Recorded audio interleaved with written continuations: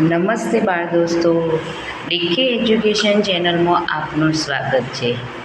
આજે આપણે ધોરણ 5ની પર્યાવરણ વિષયમાં પાઠ 1 મજાની ઇન્દ્રિયોની સમજૂતી જોઈશું. તો ચાલો સમજૂતી જોઈએ. તો પાઠમાં આપણને પહેલાં આપ્યું છે કે શું તમારી સાથે ક્યારેય આવું બન્યું છે? શું બન્યું છે? તો અહીંયા 3 છોકરાઓ બેઠેલા છે. ત્રણેયના કપડાં સરખા છે એટલે યુનિફોર્મ લાગે છે, એટલે સ્કૂલમાં કદાચ રિસેસ પડી હોય અને એ લોકો નાસ્તો કરવા બેઠા છે. ત્યારે એક કાગડો એમના નાસ્તામાંથી નાસ્તો ઉપાડીને લઈ જાય છે. બીજા ચિત્રમાં જુઓ કે એક બાળક છે અને એ કૂતરાની બાજુમાં થઈને નીકળે છે, તો કૂતરું એના કાન ઊંચા કરે છે. તો તમે ખુલ્લા મેદાનમાં જમતા હોય, કાગડો ઉડીને નીચે આવે અને તમારી રોટલી લઈને જતો રહે. આવું ક્યારે તમારા જોડે બન્યું છે? તમે સૂતેલા કૂતરા પાસેથી આરામથી પસાર થતા હોય અને તેના કાન એકાએક જ ઊંચા થઈ જાય. આવું કેમ બન્યું હશે કે કૂતરાના કાન એકાએક ઊંચા થઈ જાય? તમારાથી જમીન પર મીઠાઈ વેરાઈ હોય અને પરવાળમાં જ ઘણી બધી કીડીઓ તેની આજુબાજુ ભેગી થઈ જાય. થાય છે ને આવું કે ક્યાંય ખાંડ કે ગોળ કે એવી કંઈક ગળી વસ્તુ નીચે પડી હોય તો તરત જ બધી કીડીઓ ત્યાં આવી જાય છે.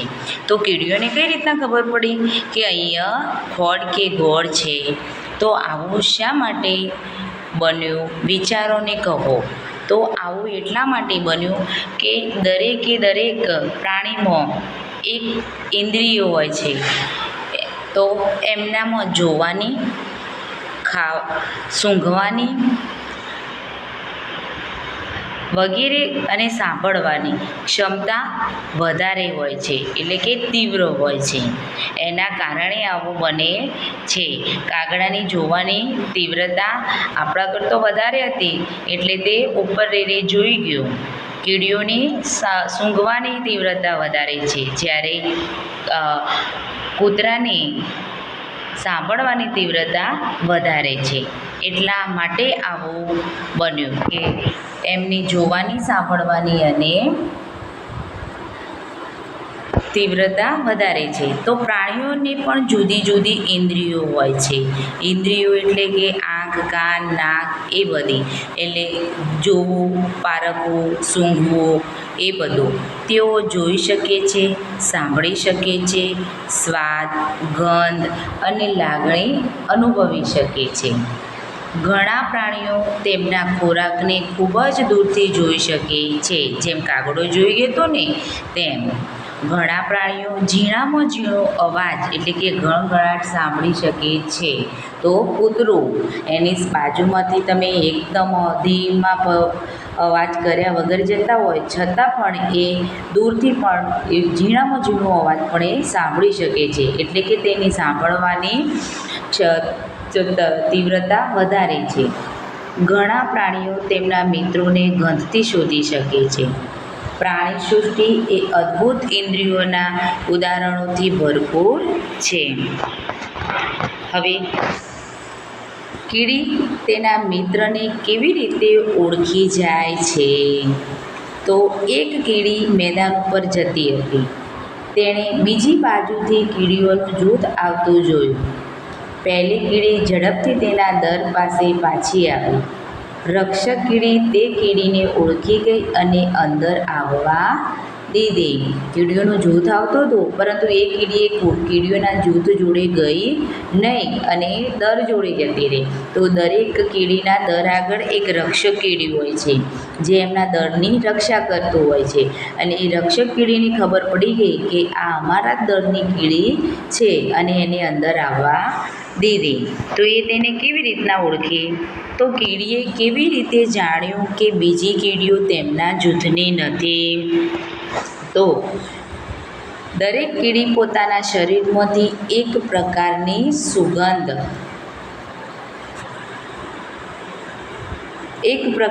સુગંધ છોડતી હોય છે. આ સુગંધની ઓળખ દ્વારા કીડીને ખબર પડી જાય છે કે બીજી કીડી તેમના જૂથની છે કે નહીં. ખબર પડી ને? કીડીને કઈ રીતના ખબર પડી? સુગંધ દ્વારા. તે રક્ષક કીડીને પણ સુગંધથી જાણ્યું કે બીજી કીડીઓ તેમના જૂથની નથી. એટલે કે રક્ષક કીડી પણ સુગંધથી જાણી શકે છે કે આ કીડી આપણા જૂથની છે કે બીજા જૂથની છે. બીજો પ્રશ્ન કે રક્ષક કીડીએ આ કીડીને કેવી રીતે ઓળખી? તો હાલ આપણે કીધું ને કે રક્ષક કીડી એ કીડીઓની સુગંધથી ઓળખી. તો રક્ષક કીડી આ કીડીને સુગંધથી પરિચિત હતી. તેથી રક્ષક કીડીએ આ કીડીની સુગંધ પારખીને તેને ઓળખી લીધી. હવે કીડી તેના મિત્રને કેવી રીતે ઓળખે? હવે પ્રયત્ન કરો અને લખો. થોડી ખાંડ, ગોળ અથવા કોઈ પણ મીઠાઈ જમીન ઉપર નાખો. કીડીઓ આવે ત્યાં સુધી રાહ જુઓ. તમે ઘરે જઈને આવો પ્રયોગ કરજો કે ઘણી કોઈ પણ વસ્તુ હોય, મીઠાઈ હોય, ગોળ હોય કે ખોળ હોય, એ નાખજો અને જોજો કીડીઓ આવે છે અને કીડીઓ આવે ત્યાં સુધી રાહ જોજો. તો કીડીઓને ત્યાં આવવામાં કેટલો સમય લાગ્યો? તો કીડીઓને ત્યાં આવવામાં લગભગ 15થી 20 મિનિટ લાગી. પહેલાં એક જ કીડી આવી કે કીડીઓનું જૂથ આવ્યું? તો પહેલાં કોણ આવે છે? પહેલાં એક જ કીડી આવે છે. પછી ધીમે ધીમે બીજી કીડીઓનું જૂથ આવ્યું. કીડીઓ ખોરાક સાથે શું કરતી હતી? તો કીડીઓ એ ખોરાકને શું કરે છે? તો તમે એનું નિરીક્ષણ કરજો કે કીડીઓ પોતાના મોં વડે ખોરાકને ઉપાડીને દરમાં લઈ જવાનો પ્રયત્ન કરે છે. બાળ દોસ્તો, તમને ખબર ના હોય તો કીડી પોતાના વજન કરતાં 10 ગણું વધારે વજન ઉંચકી શકે છે. કીડીઓ ત્યાંથી ક્યાં જાય છે? તો કીડીઓ પોતાના દર તરફ જાય છે. શું તે હરોળમાં જાય છે? હા, તે હરોળમાં જાય છે. તો આ શિક્ષક માટે છે કે આ ઉંમરના બાળકો પ્રાણીઓમાં રસ ધરાવે છે. તેઓને તેમના અનુભવની આપ-લે કરવા પ્રોત્સાહિત કરો. બાળકોને અવલોકનની પ્રવૃત્તિમાં સમર્થન આપો, જેમાં ધીરજ જરૂરી છે. હવે સાંભળીને કીડીઓને નુકસાન પહોંચાડ્યા વગર થોડીવાર માટે તેમનો રસ્તો પેન્સિલથી બંધ કરી દો. હવે તમે એક આ બીજી પ્રવૃત્તિ કરો કે કીડીઓનો રસ્તો સંભાળીને, કીડીઓને કોઈ નુકસાન થાય નહીં તે રીતે એ લાઈનમાં જતી હોય છે. આ કીડીઓ જે તમને બાજુમાં બતાવી છે લાઈનમાં જતી, આ લાઈનમાં જતી કીડીઓ છે. તો આ કીડીઓને સહેજ પણ નુકસાન પડે નહીં એ રીતના સંભાળીને તમે એક એમની લાઈનની અંદર પેન્સિલ મૂકી દો. હવે કીડીઓ શું કરશે? અવલોકન કરો. હવે કીડીઓ કેવી રીતે જાય છે? તો અવલોકન કરો. તો કીડીઓ પેન્સિલ આગળ અટકી જાય છે અને પછી પેન્સિલની ધારે ધારે આગળ વધી પરિચિત સુગંધવાળો રસ્તો શોધી લઈ સાચી દિશા આગળ વધી છે. કીડી જેમ જેમ આગળ જાય ને એમ એમ એની સુગંધ છોડતી જાય છે અને પોતાની સુગંધનો ઓળખી અને પોતાના દર તરફ જવાનો પ્રયત્ન કરે છે. ઘણા વર્ષ પહેલાં વૈજ્ઞાનિકો એટલે કે સાયન્ટિસ્ટ એ આવા ઘણા બધા પ્રયોગો કર્યા હતા. તેમણે શોધ્યું કે કીડી જેમ આગળ જાય છે તેમ એ જમીન ઉપર સુગંધ છોડીને જાય છે. બીજી કીડીઓ તે સુગંધને અનુસરીને રસ્તો શોધી લે છે અને સુગંધ ઉપરથી કીડીઓ પોતાના દરની છે કે નહીં એ પણ જાણી શકે છે.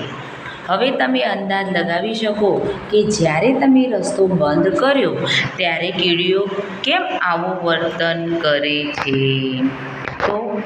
તો કીડીઓના ચાલતા સમયે જમીન પર સુગંધ છોડે છે, જે સૂંઘીને પાછળ આવનારી કીડીઓને રસ્તો મળી જાય છે.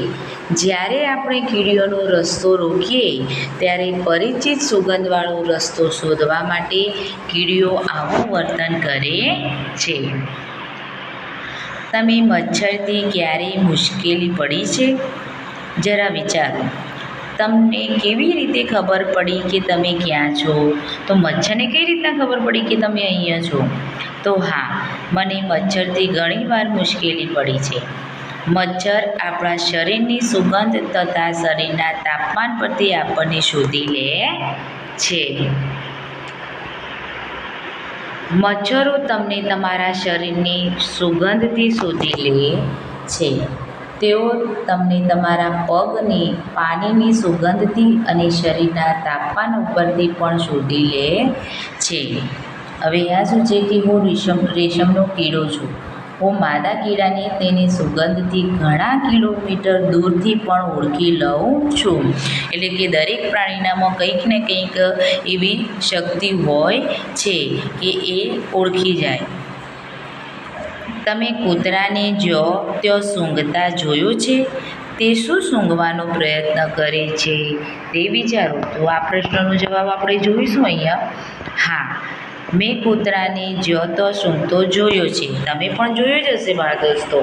તે શું સૂંઘવાનો પ્રયત્ન કરે છે? તો તે કૂતરાઓના પેશાબ કે મળને સૂંઘવાનો પ્રયત્ન કરે છે, જેથી તેની ગંધથી અન્ય કૂતરા તેના વિસ્તારમાં આવ્યા છે કે નહીં તે જાણી શકે છે. કૂતરા તેમનો વિસ્તાર પોતાની જાતે બનાવે છે. તેઓના વિસ્તારમાં બીજા કોઈ કૂતરા આવે તો તેના પેશાબ અને મળની ગંધથી જાણી શકે છે. કીડીઓ જેમ સુગંધથી જાણી શકતી હતી, એમ કૂતરાઓ પેશાબની ગંધથી અને મળની ગંધથી એ પોતાના વિસ્તારનું કૂતરું છે કે બીજાના વિસ્તારનું છે તે જાણી શકે છે. હવે મનુષ્યો કૂતરાની આ સૂંઘવાની આવડતનો કઈ ખાસ રીતે ઉપયોગ કરે છે? તો મનુષ્યો પણ આનો ઉપયોગ કરે છે. તો શેમાં કરે છે કૂતરાની સૂંઘવાનો ઉપયોગ? તો મનુષ્યો ગુનેગારોને પકડવામાં, બોમ્બની શોધખોળમાં અને ખોવાયેલા સામાનને શોધવામાં કરે છે. તમને તમારી સુગંધની ઇન્દ્રિય ક્યાં મદદરૂપ બને છે? થોડા ઉદાહરણ લખો. જેમ કે સુગંધથી ખોરાક સારો બન્યો છે કે ખરાબ બન્યો છે. આપણે સુગંધથી શું જાણી શકીએ છીએ? તો આપણે સુગંધથી રસોડામાં ગેસ લીક થતો હોય કે ચાલુ રહ્યો હોય, ખોરાકના દાઝવાની જાણ થાય, વાસી કે બગડી ગયેલ ખાદ્ય ખોરાકની ગંધ, બંધ ઓરડામાં કોઈ પણ પ્રાણી કે મનુષ્યના મરી ગયેલ હોય, તો આ બધું પણ આપણે આપણી સૂંઘવાની ઇન્દ્રિયથી જાણી શકીએ છીએ. એવા પ્રાણીના નામ આપો જેને જોયા વગર તેની સુગંધથી તમે ઓળખી શકો. તો હું કૂતરા, બિલાડી, ગાય તથા માછલીને તેની સુગંધથી ઓળખી શકું છું. એવી 5 વસ્તુઓના નામ લખો જેની સુગંધ તમને ગમે છે અને જેની સુગંધ તમને ગમતી નથી. તો મને ગમતી સુગંધ, તો ગુલાબ અને મોગરાના ફૂલની સુગંધ ગમે છે. સ્વાદિષ્ટ ભોજનની સુગંધ ગમે છે. અત્તરની સુગંધ ગમે છે. ભીની માટીની સુગંધ ગમે છે.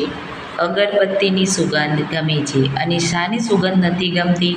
તો ગંદા કચરાની, છાણની, ખુલ્લા ગટરની ગંધ, માછલીની ગંધ અને ગેસની ગંધ ગમતી નથી. હવે આ કોષ્ટક જે તમે ભર્યું છે એ તમે અને તમારા મિત્રના જવાબ જુઓ. કેટલા જવાબ તમારા અને તમારા મિત્રના સમાન છે તે તપાસો.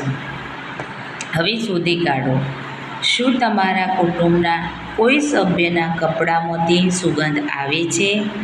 તો હા, મારા મમ્મી, પપ્પા કે બહેન કોઈ લગ્નમાં કે શુભ લગ્ન પ્રસંગે બહાર જાય છે ત્યારે તેઓ સ્પ્રે લગાવે છે. તે સમયે તેમના કપડામાંથી સુગંધ આવે છે. તમે મેળો, બસ, ટ્રેન વગેરે જેવી ભીડભાડવાળી જગ્યાએ કોઈ દુર્ગંધ અનુભવી છે? તો હા, મેં મેળો, બસ, ટ્રેન વગેરે જેવી ભીડભાડવાળી જગ્યાઓએ લોકોના પરસેવાની દુર્ગંધ અનુભવી છે. વધારે પડતા માણસો ભેગા થાય તો એમના પરસેવાની ગંધ મારતી હોય છે. આવું કેમ? આજે નીરુને કોઈ મહત્ત્વના કામથી બહાર જવું પડ્યું. તેણે તેના 6 મહિનાના દીકરા રુચિતને તેની બહેન છાયા પાસે મૂકવો પડ્યો. નીરુને બહારગામ જવાનું થયું એટલે એના 6 મહિનાના છોકરાને એને તેની બહેન રુચિતના ઘરે મૂક્યો. રુચિતને એની બેન છાયાના ઘરે મૂક્યો. છાયાને પણ આટલી જ ઉંમરની બાળક છે. છાયાને પણ એટલા જ ઉંમરનું એટલે કે 6 મહિનાનું બાળક છે.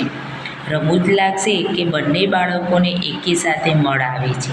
અને જ્યારે નીરુ એની બાળકને છાયાના ઘરે મૂકે છે એટલે છાયાનું બાળક અને નીરુનું બાળક બંનેના એક જ સમયે સંડાસ લાગે છે એટલે કે સંડાસ કરે છે.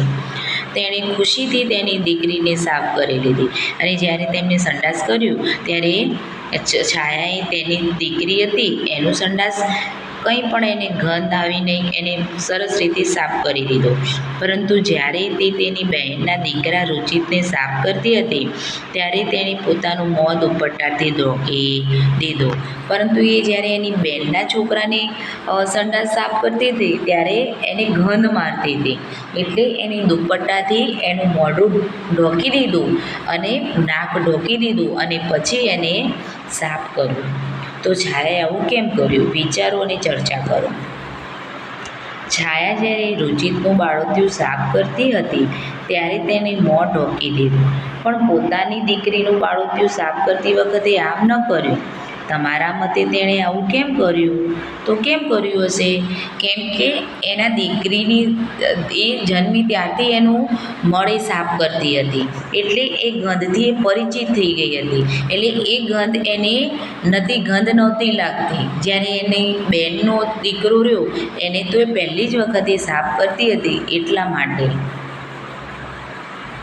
તો જ્યારે આપણે એવું વિચારીએ છીએ કે કોઈ વસ્તુ ગંદી છે તો આપણને તેની ગંધ ખરાબ લાગે છે. છાયાને રુચિતના બાળોતિયામાંથી ગંધ આવતી લાગે છે તેથી તેણે બાળોતિયું સાફ કરતો મોં ઢોકી દીધું. પરંતુ પોતાની દીકરીના બાળોતિયામાંથી, બાળોતિયું એટલે અત્યારે જે આપણે ડાયપર કહીએ છીએ, પહેલાંના જમાનામાં કપડાનું બનાવેલું હતું એને બાળોતિયું કહેતા હતા, જે અત્યારે આપણે ડાયપર કહીએ છીએ. તો એની પોતાની દીકરીના બાળોતિયામાંથી ગંધ આવતી લાગતી નથી તેથી પોતાની દીકરીનું બાળોતિયું સાફ કરતો એ મોં ઉપર રૂમાલ રાખતી નથી અથવા મોં ઢોકતી નથી. વળી છાયા પોતાની દીકરીનું બાળોતિયું કાયમ સાફ કરતી હતી એટલે કે એ ગંધથી એ ટેવાયેલી હતી. પરંતુ રુચિતનું બાળોતિયું પહેલી વાર સાફ કરે છે તેથી તેની ગંધ ખરાબ લાગે છે. તમે કચરાના ઢગલા પાસેથી પસાર થાઓ તો કેવો અનુભવ થાય છે? જે વ્યક્તિઓ પોતાનો આખો દિવસ આવા ઢગલામાંથી વસ્તુઓ ઉપાડવામાં વિતાવતા હોય તેમના વિશે વિચારો. આપણે કચરાના ઢગલામાંથી નીકળીએ તો આપણને એની ગંધ મારે છે, વાસ આવે છે, આપણે મોઢા ઉપર રૂમાલ મૂકીને ત્યાંથી જઈએ છીએ. જ્યારે ઘણા લોકો તો એ કચરો ઉપાડતા હોય છે, એ કચરામાંથી કંઈક વસ્તુઓ વીણતા હોય છે તો એમનું શું હાલત થતી હશે? એમને ગંધ નહીં આવતી હોય? ના, કેમ કે જ્યારે હું કચરાના ઢગલા પાસેથી પસાર થાઉં છું તો તેમાંથી ગંદી વાસ આવે છે. આથી હું મારા રૂમાલ વડે મારું નાક ઢોકી દઉં છું. જે વ્યક્તિઓ પોતાનો આખો દિવસ આવા ઢગલામાંથી વસ્તુઓ ઉપાડતા હોય છે તે આવી ગંધવાળા વાતાવરણથી ટેવાઈ ગયેલા હોય છે એટલા માટે એમને એની ગંધ આવતી નથી. તમે પણ કોઈક દિવસ, આપણે પણ કોઈક દિવસ નીકળતા હોઈએ અને રસ્તામાં માછલીની સ્મેલ આવે તો ઘણા લોકોને માછલીની સ્મેલ ના ગમતી હોય. જ્યારે માછીમારો તો આખો દિવસ માછલીનું જ કામ કરતા હોય છે તો એમને ગંધ ના આવતી હોય, પરંતુ એ લોકો પહેલેથી જ એ કામ કરતા હોય છે એટલે એનાથી એ ટેવાઈ ગયેલા છે. શું સારી અને ખરાબ સુગંધ દરેક માટે સમાન જ હોય છે? શું તે સુગંધ દરેક તેને કેવી રીતે અનુભવે છે તેના ઉપર આધારિત છે? ના, સારી અને દરેક માટે એક સરખી નથી હોતી. જે માછલીની ગંધ આપણને ગંધ આવતી હોય છે એ બીજાને માછલીની ગંધ આવતી નથી હોતી. આપણા માટે એ ખરાબ છે પરંતુ માછીમારોને અને જે લોકો માછલી ખાતા હોય એમના માટે તો એ ગંધ સારી હોય છે. ના, સારી અને ખરાબ દુર્ગંધ દરેક માટે સમાન નથી હોતી. જેમ કે આપણને ગમતી અત્તરની સુગંધ ઘણા લોકોને ગમતી નથી, તે જ પ્રમાણે આપણને ન ગમતી ડુંગળીની ગંધ કેટલા લોકોને ખરાબ લાગતી નથી. તેથી તે સુગંધ કે ગંધ દરેક તેને કેવી રીતે અનુભવે છે તેના ઉપર આધારિત છે. એવા પક્ષીનું નામ લખો જેને માણસની જેમ આગળની તરફ આંખો હોય છે. તો એવું પક્ષી છે ઘુવડ, કે જેને માણસની જેમ આગળની તરફ આંખો હોય છે. એવા પક્ષીઓના નામ લખો કે જેની માથાની બાજુઓ પર આંખો હોય છે. તેમની આંખોનું કદ તેમના માથાના કદ કરતો કેવું છે? તો કાગડો, કબૂતર, ચકલી, સમડી, ભોલો વગેરે મોટાભાગના પક્ષીઓની આંખો માથાની બાજુ પર હોય છે. આંખોનું કદ માથાના કદ કરતો ઘણું નાનું હોય છે. હવે મોટાભાગના પક્ષીઓના માથાની બાજુ પર આંખો હોય છે. તેમની આંખો એક જ સમયે બે અલગ વસ્તુઓ જોઈ શકે છે. જ્યારે તે સીધું જુએ ત્યારે બંને આંખો એક જ વસ્તુ પર કેન્દ્રિત થાય છે. માથાની બાજુ ઉપર હોય છે અને એમની આંખો એક જ સમયે બે અલગ અલગ વસ્તુઓ જોઈ શકે છે. અને એમની એક જ બાજુમાં જોઈએ, બંને આંખો એક જ બાજુમાં રાખે તો એમનું ફોકસ કેન્દ્ર એ વસ્તુ પર થાય છે. તમે જોયું હશે કે પક્ષીઓ ઘણી વખત તેમની ગરદન હલાવે છે. શું તમે જાણો છો કે પક્ષીઓ આવું કેમ કરે છે? ઘણા પક્ષીઓની આંખો સ્થિર હોય છે અને હલનચલન કરી શકતી નથી. તેથી પક્ષીઓને આજુબાજુ જોવા માથું હલાવવું પડે છે. તમે જોયું હશે પક્ષીઓ આમ આખી ગરદન આમ કરીને આમ કરતું હોય છે. કેમ કે એમની આંખો એ આમ એક બાજુથી બીજી બાજુ લઈ જઈ શકતા નથી, સ્થિર જ હોય છે, એ સીધું જ જોઈ શકે. એટલે એમને આજુબાજુ જોવા માટે આખું આમ ગરદન હલાવવી પડે છે. એક અથવા બંને આંખોથી જોવો. હવે તમે એક આ પ્રવૃત્તિ કરવાની છે કે તમારી જમણી આંખ બંધ કરો અથવા તમારા હાથથી ઢોકી દો. તમારા મિત્રને તમારી જમણી બાજુ થોડા અંતરે ઊભા રહેવા કહો અને તેને કોઈ ક્રિયા કરવા કહો, હાથ હલાવવા, માથું હલાવવું વગેરે. તો તમે તમારા મિત્રની ક્રિયા ગરદન હલાવ્યા વગર જોઈ શકો છો? ના, એટલી બધી ક્લીન આપણને એની ક્રિયા જોઈ શકાતી નથી. હવે તમારા મિત્રની ક્રિયા બંને આંખોથી ગરદન હલાવ્યા વગર જોવા પ્રયત્ન કરો તો જોઈ શકાશે. ગરદન હલાવ્યા વગર પણ આપણે એ ક્રિયા જોઈ શકીએ છીએ. એક અથવા બંને આંખોથી જોવામાં શું તફાવત છે? તો એક આંખોથી જોવાથી આપણને એક બાજુનો જે આંખ ના હોય એ બાજુનું જોવા માટે આપણે ગરદન આમ કરવી પડે છે. જ્યારે બંને આંખોથી જોવાથી આપણે ગરદન એમ કરવી પડતી નથી. હવે શિક્ષકો માટે છે કે જ્યારે પક્ષી બંને આંખો કોઈ વસ્તુ પર કેન્દ્રિત કરે છે ત્યારે તે અંતરનું અનુમાન કરી શકે છે. ઈશ્વરે તેની આંખો અલગ અલગ વસ્તુઓ પર કેન્દ્રિત હોય છે ત્યારે જ્યારે તેની આંખો અલગ અલગ વસ્તુઓ પર કેન્દ્રિત હોય છે ત્યારે તે તેની જોવાની દૃષ્ટિનો વિસ્તાર વધારે છે. બાળકો આ વસ્તુ જુદા જુદા પક્ષીઓની આંખોના સ્થાન પરથી વધુ સારી રીતે સમજશે. એક આંખે જોવાથી અને બંને આંખોથી જોવાથી બાળકને સમજાશે કે બંને આંખોથી જોવાની દૃષ્ટિનો વિસ્તાર વધી જાય છે. હવે નાનો બોલ અથવા સિક્કો ઉછાળો અને પકડવાનો પ્રયત્ન કરો. આ જ ક્રિયા બંને આંખો ખુલ્લી રાખીને કરવા પ્રયત્ન કરો. પછી એક આંખ બંધ કરો અને પકડવાનો પ્રયત્ન કરો. તે પકડવાનું ક્યારે સહેલું પડે છે? તો ક્યારે સહેલું પડે બાળ દોસ્તો? જ્યારે આપણી બંને આંખો ખુલ્લી હોય ત્યારે સહેલું પડે. એક આંખ બંધ કરીએ તો એ પકડવું થોડું અઘરું પડે. અનુમાન કરો, જો તમારા કાનની જગ્યાએ આંખો હોત તો કેવું હોત? તમે શું કરી શકતા જે તમે અત્યારે નથી કરી શકતા?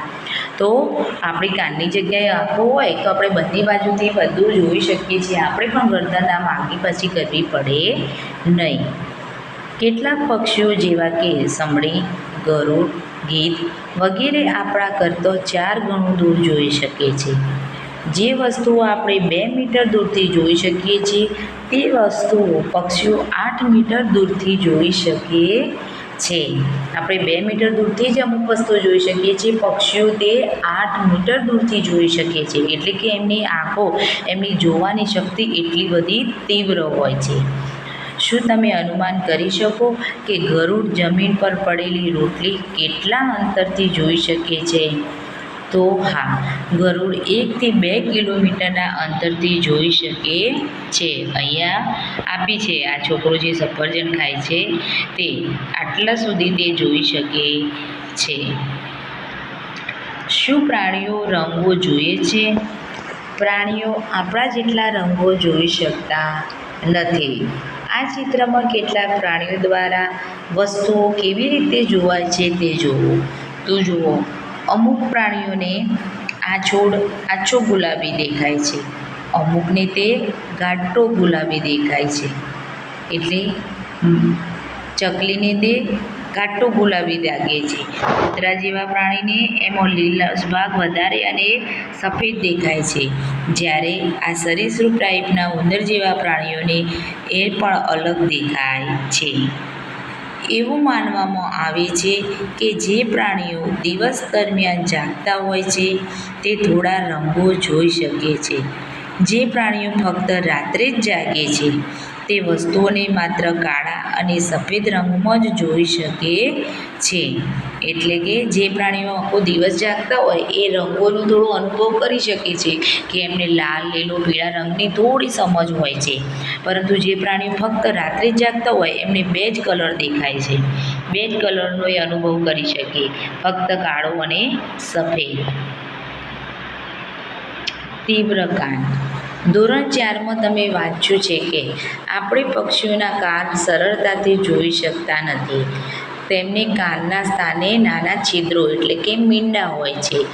તે પીંછોથી ઢંકાયેલા હોય છે, જે આપણે આગળના ધોરણમાં જોયું હતું. હવે લખો 10 પ્રાણીઓના નામ લખો જેમના કાન જોઈ શકાય છે. તો ગાય, ભેંસ, ઘોડો, ઊંટ, હાથી, બિલાડી, કૂતરો, સસલું, બકરી, હરણ વગેરે. હવે કેટલાક એવા પ્રાણીઓના નામ લખો કે જેમના કાન આપણા કાન કરતાં મોટા હોય. તો હાથી, ઘોડો, ઊંટ, ગાય, બળદ, ભેંસ, બકરી, ગધેડું, હરણ, સસલું વગેરે પ્રાણીઓના કાન આપણા કાન કરતાં મોટા છે, એટલે કે મનુષ્યના કાન કરતાં મોટા છે. શું પ્રાણીઓના કાન અને તેમની સાંભળવાની ક્ષમતા વચ્ચે કોઈ સંબંધ છે? તો હા, કાન અને તેમની સાંભળવાની ક્ષમતા વચ્ચે ગાઢ સંબંધ છે. જે પ્રાણીઓના કાન મોટા તેમની સાંભળવાની ક્ષમતા કેવી હોય છે? વધારે હોય છે. હવે આ પ્રયત્ન કરો, એટલે કે એક પ્રવૃત્તિ છે. આ પ્રવૃત્તિ માટે તમારી શાળામાં શાંત જગ્યા શોધો. તમારા એક મિત્રને થોડા અંતરે ઊભા રહેવા કહો અને તેને ધીમેથી કંઈક બોલવા કહો. બાકીના બધાએ સાવધાનીપૂર્વક સાંભળવાનું છે. એક બાળક શાંત જગ્યાએ તમારે આ પ્રવૃત્તિ કરવાની છે કે તમારે એક જગ્યાએ ઊભા રહી અને તેનાથી થોડાક દૂર તમારા મિત્રને કંઈક ધીમેથી બોલવાનું કીધું છે અને તમારે શાંતિથી સાવધાનીપૂર્વક એના સામે જ ધ્યાન રાખી અને સાંભળવાનું છે. પછી તમે બધા જ ચિત્રમાં બતાવ્યા મુજબ હાથ કાન પાછળ મૂકો. હવે તે જ બાળકને ફરીથી એવી રીતે ધીમેથી બોલવા કહો. કઈ અવસ્થામાં અવાજ વધારે તીવ્ર છે? તમારા મિત્રોને પણ પૂછો. તો તમારા હાથ તમારા કાન પાછળ રાખો અને કંઈ કહો. શું તમે તમારો પોતાનો અવાજ સાંભળી શકો છો? હા, આપણે આપણો પોતાનો અવાજ સાંભળી શકીએ છીએ, પરંતુ એટલી સ્પષ્ટતાથી નહીં. આપણે આપણા કાનને હાથ પાછળ રાખીએ તો અવાજ વધારે તીવ્રતાથી સાંભળી શકીએ છીએ. પાટિયા નજીક બેસો. પાટિયા પર એક વખત હાથથી અવાજ કરો. સાવચેતીપૂર્વક સાંભળો. હવે ચિત્રમાં બતાવ્યા મુજબ કાન પાટિયા ઉપર મૂકો. પાટિયા ઉપર ફરીથી હાથથી અવાજ કરો. ફરીથી સાંભળો. અવાજમાં તફાવત છે? હા, અવાજમાં તફાવત છે.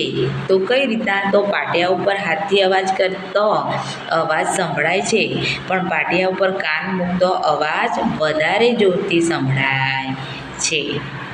સાપ આવી રીતે સાંભળે છે. તેને કોઈ બાહ્ય કાન હોતા નથી. તેઓ માત્ર જમીન પરની ધ્રુજારીને અનુભવે છે. સાપ જતો હોય તો સાપને પણ ખબર પડી જાય છે કે કોઈક આવે છે. તો એને કઈ રીતના ખબર પડે છે? તો એ પણ આપણી ચાલવાની અને જમીનની ધ્રુજારી ઉપરથી ખબર પડે છે. અવાજ દ્વારા સંદેશો મોકલો. લંગૂર ઊંચે ઝાડ ઉપરથી બીજા પ્રાણીઓને વાઘ અથવા ચિત્તાના ભયથી સાવધાન કરે છે. આ માટે તે ખાસ પ્રકારના ચેતવણી સંકેતો આપે છે. તે પોતાના અવાજ સંકેતથી સંભળાવે છે લંગૂર કે આ અવાજથી બધાને ખબર પડી જાય કે આપણા માટે કોઈ ભયનું સાધન છે, કોઈ આપણો શિકાર કરવા આવી રહ્યો છે. પક્ષીઓ પણ ભય વિશે ચેતવણી સંકેત આપે છે.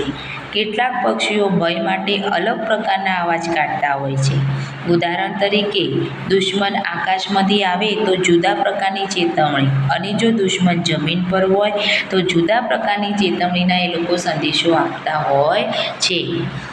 અભયારણ્યો અને રાષ્ટ્રીય ઉદ્યાનો ના કર્મચારીઓ, અધિકારીઓ વાઘ, સિંહ જેવા પ્રાણીઓ કઈ દિશામાં હશે તે પ્રાણીઓના અવાજના સંકેત દ્વારા જાણી શકે છે. એ પણ પક્ષીઓના અવાજના સંકેતથી જાણી શકીએ છીએ કે વાઘ અને સિંહ કઈ દિશામાં હશે. માછલીઓ વિદ્યુત સંકેત દ્વારા ચેતવણી આપે છે.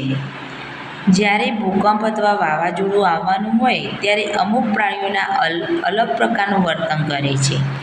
જંગલની આસપાસ રહેતા માણસો પ્રાણીઓના વર્તનનું અવલોકન કરી અને ભય વિશે અનુભવ કરે છે. જ્યારે આ રીતના કોઈ સંકટ આવવાની હોય ત્યારે અમુક પ્રાણીઓને તેની પહેલેથી જ જાણ થઈ જાય છે અને એમનું વર્તન, એમનો અવાજ અલગ થઈ જાય છે. અને એના આધારે ત્યાંના લોકો, જંગલના લોકો એના અવાજ, એના વર્તનથી જાણી શકે છે કે કોઈ ભયજનક પરિસ્થિતિ સર્જાવાની છે. 2024માં અંદામાન ટાપુના જંગલોની અમુક આદિજાતિઓએ પ્રાણીઓના અલગ પ્રકારના વર્તનને જોયું. તેઓએ કોઈ ભયનું અનુમાન કર્યું, જેથી તેઓ ટાપુના સલામત સ્થળે જતા રહ્યા. થોડી જ વારમાં ટાપુને સુનામીનો ફટકો લાગ્યો, પરંતુ આ લોકો બચી ગયા. તો જોયું, જંગલના લોકોએ એ પ્રાણીઓના અલગ પ્રકારના વર્તનથી 2004માં અંદામાન ટાપુના લોકોને એમના વર્તનથી ખબર પડી ગઈ કે કંઈક પરિસ્થિતિ એવી થવાની છે કે જે આપણા માટે નુકસાનકારક છે. અને એ તે સ્થળ છોડી અને સલામત સ્થળે જતા રહ્યા. અને એ જ પછી થોડીક જ વારમાં ત્યાં સુનામી આવી, પરંતુ બધા જ લોકો બચી ગયા. ડોલ્ફિન પણ એકબીજાને સમાચાર આપવા અલગ અલગ અવાજો કરે છે. વૈજ્ઞાનિકોનું માનવું છે કે પ્રાણીઓની તેમની પોતાની વિશિષ્ટ ભાષા હોય છે અને એ વિશિષ્ટ ભાષાથી પ્રાણીઓ એકબીજાને, પોતાની જાતિના લોકોને એ ભાષાથી સમજાવી શકે છે.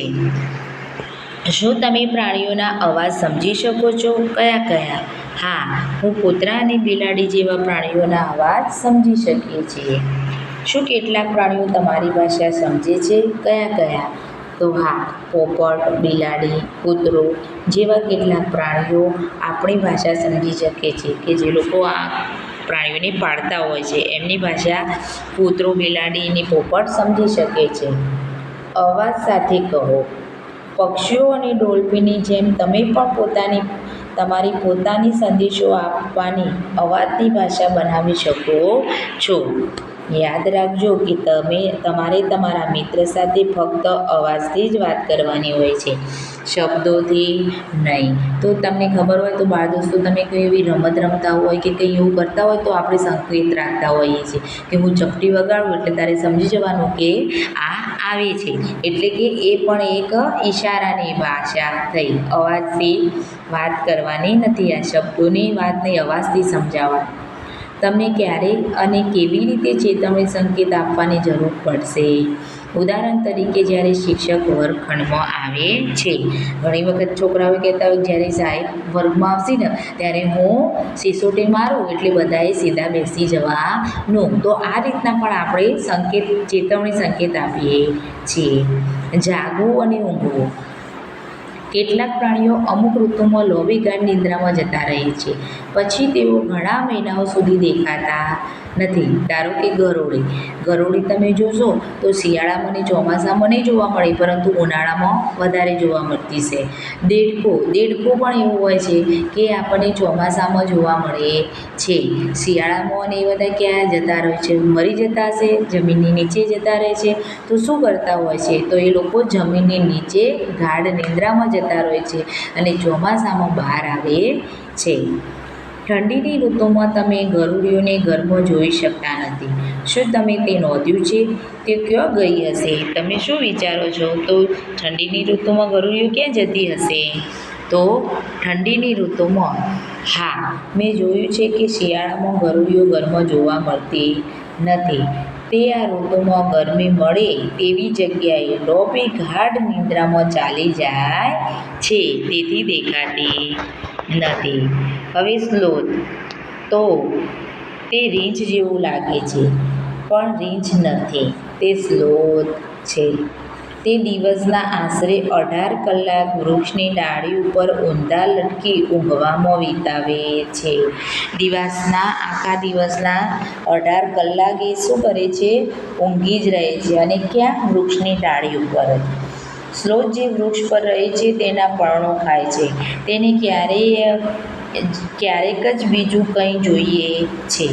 એ ફક્ત એ વૃક્ષ ઉપર જ રહે છે અને વૃક્ષ ઉપર એ વૃક્ષના પત્તા જ ખાય છે અને ત્યાં જ ઊંઘી જાય છે. એને બીજી કોઈ વસ્તુની જરૂર પડતી નથી. ક્યારેક જ કોઈ વસ્તુની જરૂર પડે. જ્યારે તે એક વૃક્ષ ઉપરથી પૂરતા પર્ણો ખાઈ લે છે, તે નજીકના વૃક્ષ પર જતું રહે છે અને જે વૃક્ષ ઉપર એ બધા પર્ણો ખાઈ લે પૂરતા, અને પછી એ બાજુના વૃક્ષ ઉપર જતું રહે છે. સ્લોથ લગભગ 40 વર્ષનું જીવન જીવે છે અને આ સમય દરમિયાન તે ફક્ત 8 જેટલા જ વૃક્ષો પર જાય છે. એ ફક્ત 8 જ વૃક્ષો પર જાય છે. એનું આયુષ્ય 40 વર્ષનું છે, વધારેમાં વધારે. એ મોટાભાગનો સમય એક જ વૃક્ષ ઉપર વિતાવે છે અને એ વૃક્ષ ઉપરના પત્તા પતી જાય પછી જ બીજા વૃક્ષ ઉપર એ જાય છે. એવી રીતે આખા જીવનકાળ દરમિયાન વધુમાં વધુ તે ફક્ત 8 જ વૃક્ષો બદલે છે. અઠવાડિયામાં એક વખત તે પોતાની જાતને હળવું કરવા વૃક્ષની નીચે ઉતરે છે. અઠવાડિયામાં એક જ વખત વૃક્ષની નીચે આવે છે. હવે સ્લોથનો જાગતા રહેવાનો સમય. આ 24 કલાકની ઘડિયાળ છે, એટલે એક આરા બરાબર 2 કલાક સમજવા. એટલે અહીંયા 6, 12, 18 અને 24. તો સ્લોથનો ઊંઘવાનો સમય કેટલો થયો? 18 કલાક થયો. ઘરમાં જોવા મળતી ગરુડી માટે શિયાળામાં ઘડિયાળ કેવી રીતે બતાવશો? તો શિયાળામાં ગરુડી આપણને જોવા મળતી જ નથી, એટલે કે એ આખો જે છે એ આપણે રંગી દેવાનું છે, કેમ કે ગરુડી 24 કલાક શિયાળામાં ઊંઘતી હોય છે. જો તમારે સ્લોથનું રોજિંદુ જીવન ઊંઘવું અને જાગવું 24 કલાકની ઘડિયાળમાં બતાવવાનું હોય તો આ પ્રમાણે ઘડિયાળ જોવા મળે. હવે અહીં કેટલાક પ્રાણીઓના ઊંઘવાના સમય આપેલા છે. તો એ પ્રાણીઓ નીચે આપેલા દરેક ચિત્રને જોઈને એ પ્રાણીઓ નીચે તે દિવસમાં કેટલા કલાક ઊંઘે છે તે આપણે નોંધવાનું છે. તો આપણે હાલ 24 કલાકની ઘડિયાળ જોઈ. એ ઘડિયાળના આધારે કેટલા કલાક થાય? તો ગાય, તો એક આ પૂરેલું છે એ 2 કલાક, આ બીજા 2 કલાક. તો ગાય કેટલા કલાક ઊંઘે છે? તો 4 કલાક. અજગર અહીંયા 18 કલાક આવ્યું. તો અજગર કેટલા કલાક ઊંઘે છે? 18 કલાક. જીરાફ ફક્ત 2 કલાક જ ઊંઘે છે. અને બિલાડી, તો બિલાડી 12 કલાક. આરા 6 છે, 3, 4, 5, 6. એક આરો બરાબર 2 કલાક, એટલે કે બિલાડી 12 કલાક ઊંઘે છે. તમે જ્યારે અલગ અલગ પ્રાણીઓ જુઓ છો તો તમારા મનમાં તેમના વિશે પ્રશ્નો જાગે છે? આવા 10 પ્રશ્નોની યાદી બનાવો. તો જ્યારે અમે અલગ અલગ પ્રાણીઓ જોઈએ છીએ ત્યારે આ પ્રશ્નો જાગે છે. કયા પ્રશ્નો? કે શું પ્રાણીઓ પરસ્પર વાતચીત કરવા અલગ અલગ અવાજ કાઢે છે? તે રાત્રે શું કરે છે? ત્રીજો પ્રશ્ન, તે પોતાના ખોરાકને કેવી રીતે મેળવે છે? ચોથો પ્રશ્ન, તે દુઃખ અનુભવે છે કે નહીં? પાંચમો પ્રશ્ન, તે પોતાના મિત્રો કેવી રીતે બનાવે છે? છઠ્ઠો પ્રશ્ન, શું તે આપણી ભાષા સમજે છે? સાતમો પ્રશ્ન, તે ક્યાં રહે છે? આઠમો પ્રશ્ન, તે કેટલો સમય ઊંઘે છે? તે પોતાના બચ્ચાને પ્રેમ કરે છે કે નહીં? દસમો પ્રશ્ન, જ્યારે તે ઘાયલ એટલે કે જખમી થાય છે ત્યારે શું કરે છે? તો તમારા મનમાં જે પ્રશ્નો બાળ દોસ્તો આવતા હોય તે તમે લખી શકો છો. હવે વાઘ રાત્રે આપણા બધા કરતાં 6 ગણું સારી રીતે જોઈ શકે છે. એટલે કે વાઘની જોવાની તીવ્રતા આપણા કરતાં 6 ગણી વધારે છે. વાઘની મૂછો ખૂબ જ સંવેદનશીલ હોય છે અને તે હવામાં હલનચલન અને ધ્રુજારી અનુભવી શકે છે. તે વાઘને અંધારામાં આગળ વધવામાં અને ખોરાક શોધવામાં મદદ કરે છે. એની મૂછો સંવેદનશીલ હોય છે એટલે કે ધ્રુજારી અને હવાની હલનચલન ઉપરથી ખબર પડી જાય છે અને અંધારામાં અને ખોરાક શોધવામાં એની મૂછો મદદ કરે છે. વાઘની સાંભળવાની ઇન્દ્રિય એટલી તીવ્ર છે કે તે પાંદડાના ખખડાટનો અવાજ અને ઘાસ વચ્ચે પ્રાણીના હલનચલનનો અવાજ અલગ પાડી શકે છે. વાઘની જોવાની તીવ્રતા પણ વધારે છે અને સાંભળવાની તીવ્રતા પણ ખૂબ જ વધારે છે. કેમ કે એ અવાજ પાંદડાના ખડખડાટના અવાજ ઉપરથી જાણી શકે કે આ પ્રાણીના ચાલવાથી આવો અવાજ આવે છે કે પવનથી આવો અવાજ આવે છે. વાઘના કાન અલગ અલગ દિશામાં ફરી શકે છે અને તે ચારે બાજુએથી અવાજ સાંભળવામાં મદદ કરે છે. વાઘ અલગ અલગ કાર્યો માટે અલગ અલગ અવાજ કરી શકે છે. જેમ કે જ્યારે તે ગુસ્સામાં હોય ત્યારે અથવા વાઘરને બોલાવવા તે ગર્જના કરી શકે છે અને ઘુરકી પણ શકે છે. તેની ગર્જનાનો અવાજ 3 કિમી દૂર સુધી સંભળાઈ શકે છે. હવે દરેક વાઘને પોતાનો કેટલા કિમી સુધીનો વિસ્તાર હોય છે. વાઘ તેના વિસ્તારને તેના પેશાબથી નિશાની કરી અલગ પાડે છે. વાઘે પણ પોતાના પેશાબથી પોતાનો વિસ્તાર અલગ પાડે છે. એક વાઘ પોતાના વિસ્તારમાં બીજા વાઘની હાજરી તે વાઘના પેશાબની ગંધથી પારખી શકે છે. કૂતરાની જેમ પણ પેશાબ અને મળતી જાણી શકે છે. એક વાઘ બીજા કોઈ વાઘના વિસ્તારમાં જવાનું ટાળે છે. વાઘ સૌથી સાવધ પ્રાણીઓમાંનો એક છે અને છતાં પણ આજે વાઘનું અસ્તિત્વ જોખમમાં છે. તો જંગલમાં વાઘના અસ્તિત્વ પરના જોખમ વિશે તમે શું વિચારો છો? તો શિકારી લોકો વાઘના નખ, દાંત અને તેની રૂંવાટીવાળી ચામડી માટે તેનો આડેધડ શિકાર કરે છે. આથી વાઘનું અસ્તિત્વ જોખમમાં મુકાયું છે. જંગલો ઓછા થવાથી વાઘ તેનું કુદરતી નિવાસસ્થાન ગુમાવી રહ્યો છે અને તેથી જ તેનું અસ્તિત્વ જોખમમાં છે. શું મનુષ્ય પણ પ્રાણીઓ માટે જોખમી છે? કેવી રીતે? તો હા, મનુષ્ય નિર્દોષ પ્રાણીઓનો ગેરકાયદેસર શિકાર કરે છે.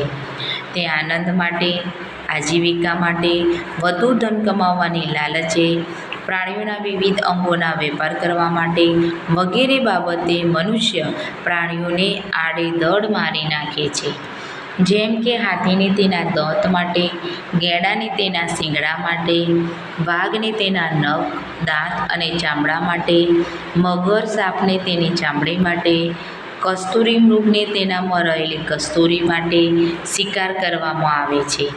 વળી મનુષ્ય તેના વસવાટ માટે કે ઉદ્યોગ સ્થાપવા જંગલોનો નાશ કરે છે અને જેથી પ્રાણીઓના ખોરાક અને રહેઠાણ છીનવાઈ જાય છે.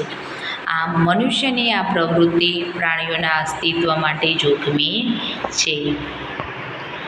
શું તમે જાણો છો આજે કેટલાક બધા પ્રાણીઓને મારી નાખવામાં આવે છે? ઘણા લોકો એનો શિકાર કરતા હોય છે અને તેમના શરીરના અંગો વેચવામાં આવે છે. હાથીને તેના દાંત માટે, ગેંડાને તેના શિંગડા માટે, વાઘ, મગર અને સાપને તેની ચામડી માટે, કસ્તુરી મૃગને તેનામાં રહેલી કસ્તુરી માટે મારી નાખવામાં આવે છે. જે માણસો પ્રાણીઓનો શિકાર કરે છે તેઓને શિકારી કહેવામાં આવે છે. વાઘ અને સિંહ જેવા બીજા કેટલાય પ્રાણીઓની સંખ્યા આપણા દેશમાં ઘટી રહી છે. એવો ભય છે કે તેમાંના કેટલાક પ્રાણીઓ થોડા જ સમયમાં લુપ્ત થઈ જશે, એટલે કે એ પ્રાણીઓને આપણે જોઈ શકીશું જ નહીં, એનું કોઈ વંશ જ નહીં રહે. તેમની રક્ષા માટે સરકારે કેટલાક જંગલોને સુરક્ષિત વિસ્તાર તરીકે જાહેર કર્યા છે. તેમાંના કેટલાક ઉત્તરાખંડમાં જીમ કોર્બેટ નેશનલ પાર્ક અને રાજસ્થાનના ભરતપુર જિલ્લામાં ગાના છે. ગુજરાતમાં ગીર રાષ્ટ્રીય ઉદ્યાન, કાળિયાર રાષ્ટ્રીય ઉદ્યાન, દરિયાઈ રાષ્ટ્રીય ઉદ્યાન, કચ્છનો અખાત અને મોંસદા રાષ્ટ્રીય ઉદ્યાન આવેલા છે. આ વિસ્તારમાં કોઈ પ્રાણીઓનો શિકાર કરી શકે નહીં અથવા જંગલને હાનિ પહોંચાડી શકે નહીં. હવે શોધી કાઢો. ભારતમાં રાષ્ટ્રીય ઉદ્યાનો તથા અભયારણ્યો બીજે ક્યાં ક્યાં આવેલા છે? તો ભારતમાં રાષ્ટ્રીય ઉદ્યાનો તથા અભયારણ્યો આપણે જોયું કે પ્રાણીઓની રક્ષા માટે સરકારે કેટલાક જંગલોને સુરક્ષિત વિસ્તાર તરીકે જાહેર કર્યા છે. તેમાં ઉત્તરાખંડમાં જીમ કોર્બેટ નેશનલ પાર્ક, રાજસ્થાનમાં ભરતપુર જિલ્લામાં દાના છે, ગુજરાતમાં ગીર રાષ્ટ્રીય ઉદ્યાન, કાળિયાર રાષ્ટ્રીય ઉદ્યાન, દરિયાઈ રાષ્ટ્રીય ઉદ્યાન, કચ્છનો અખાત અને વાંસદા રાષ્ટ્રીય ઉદ્યાન છે. આ ઉપરાંત ભારતમાં નીચેના રાજ્યોમાં રાષ્ટ્રીય ઉદ્યાનો અને અભયારણ્યો આવેલા છે. ગુજરાતમાં બાલારામ અભયારણ્ય અને નળ સરોવર પક્ષી અભયારણ્ય, રાજસ્થાનમાં થરનું રણ, અસમમાં કાઝીરંગા, કર્ણાટકમાં બંડીપુર, જમ્મુ કાશ્મીરમાં રાંચી ગામ અને મધ્યપ્રદેશમાં કન્હા રાષ્ટ્રીય ઉદ્યાનો આવેલા છે. તેની માહિતી એકઠી કરો અને અહેવાલ લખો. તો સૌપ્રથમ આપણે અહીં અભયારણ્ય અને રાષ્ટ્રીય ઉદ્યાન વિશે જોઈશું. તો અભયારણ્ય એટલે શું? કે જેમના માટે વિનાશનો જોખમ હોય એવા વન્યજીવોના સંરક્ષણ અને સંવર્ધન માટે સુરક્ષિત કરાયેલા વિસ્તારો અભયારણ્યો કહેવાય છે. અભયારણ્યની રચના જે તે રાજ્ય સરકાર કરે છે. સત્તાધિકાર પાસેથી મંજૂરી મેળવીને અહીં પાલતુ પશુઓને ચારી શકાય છે. બાલારામ અભયારણ્ય અને નર સરોવર પક્ષી અભયારણ્ય ગુજરાતના અભયારણ્યો છે. હવે રાષ્ટ્રીય ઉદ્યાન. રાષ્ટ્રીય ઉદ્યાનમાં કુદરતી વનસ્પતિ, વન્યજીવો, કુદરતી સૌંદર્યના સ્થળો તેમજ મહત્ત્વના રાષ્ટ્રીય સ્થળોની જાળવણી માટેના સુરક્ષિત વિસ્તાર રાષ્ટ્રીય ઉદ્યાન કહેવાય છે.